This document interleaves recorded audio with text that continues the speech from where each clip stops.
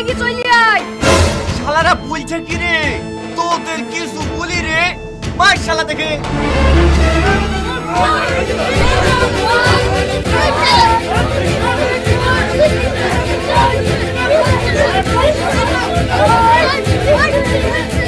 এই পুরো ঝামেলা বন্ধ কর।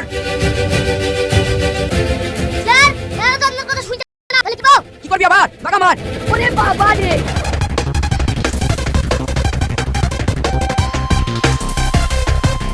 এই তুই রাস্তার মধ্যে ঝামেলা করছিস তাই বল। স্যার আমাদের সমাজে খুব বড়, আমাদের পাড়ার লোক কুরবানি দেয় আর ওই পাড়ার লোক কুরবানি দেয় না, এই কথাটা বলতে গেছি বলি আমাদের সাথে ঝামেলা। এই টনি এই বেশি উল্টো পাল্টা কথা বলবি না, আমরা কুরবানি দেইনি। তোরা কি করবি না করবি তা দেখে আমার লাভ নাই। আমি জানি এই গ্রামে আর ঝামেলা না দেখতে পাই।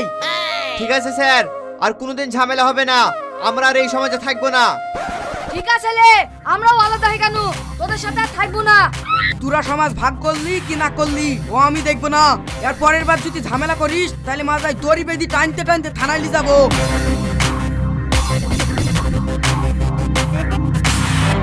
ভাব হয়ে গেছে, ওই পাড়া লোককে দেখিয়ে দিতে হবে আমাদের কুরবানি যেন ওদের চেয়ে ডবল হয়।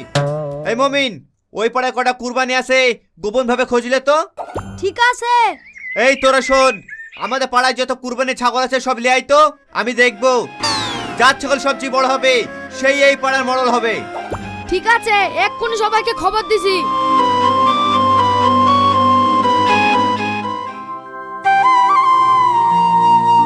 ওগো তুমি বাড়ি আসলি? তাড়াতাড়ি কোরবানি ছাগলটা এলি মাচানের দিকে যাও তো। কেন গো, মাচানের কাছে ছাগল লেগে কি হবে? অত কিছু জানিনি, ইয়াসিনটা ভুলে গেল ছাগলটা মাচানের কাছে লি যেতে। তুমি লি যাও। ঠিক আছে লিজাসি।